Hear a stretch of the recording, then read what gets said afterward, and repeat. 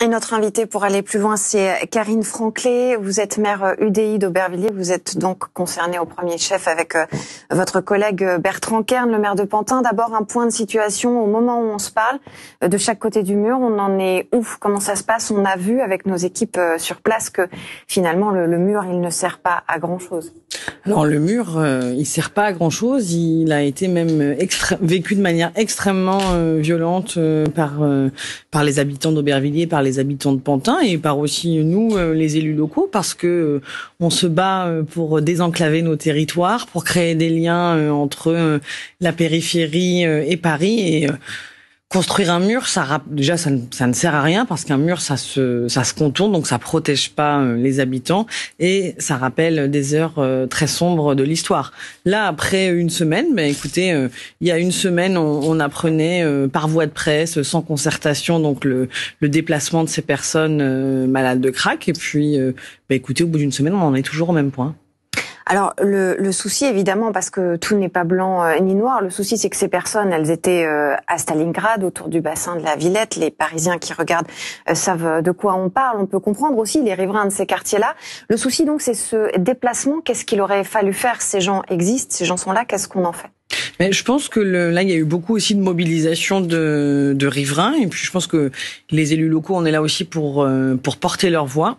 Et mercredi, il y avait un beau rassemblement d'à peu près 400 personnes et un slogan a émergé. Et vraiment, ce que réclament les riverains et ce qu'on réclame aussi, c'était très simple. C'était 2 phrases: soignez-les et protégez-nous.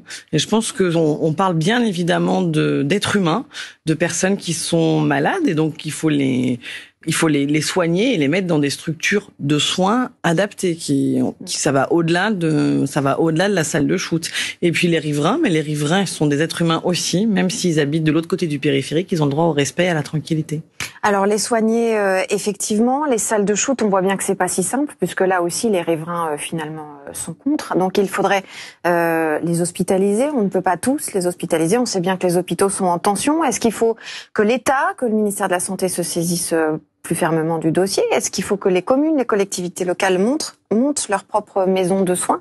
Alors là, je pense que on parle de personnes malades. Le crack se soigne pas avec des simples salles de shoot qui génèrent aussi sentiment d'anxiété, d'insécurité pour les riverains. Là, c'est vraiment à l'État de prendre ses responsabilités.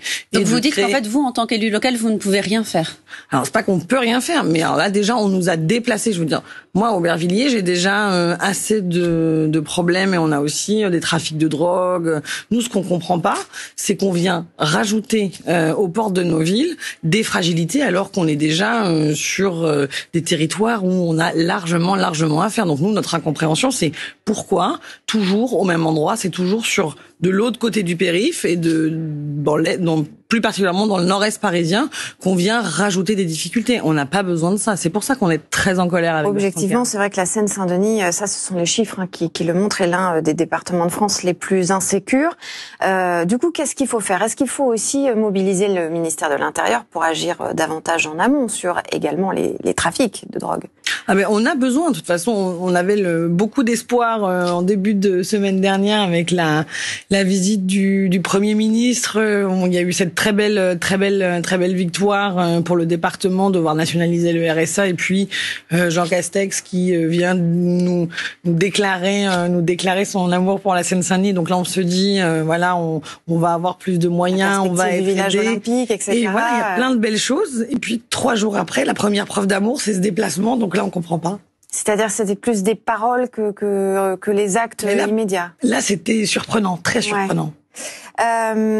Qu'est-ce qu'on peut faire en termes de prévention des risques? Parce que là, pour le coup, les municipalités, la police municipale, pas seulement la police nationale, sont aux premières loges de ce qui peut se passer.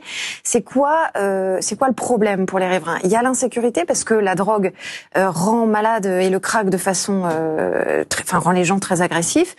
Et il y a d'autres choses plus à terme, dépréciation immobilière, fuite vers d'autres secteurs.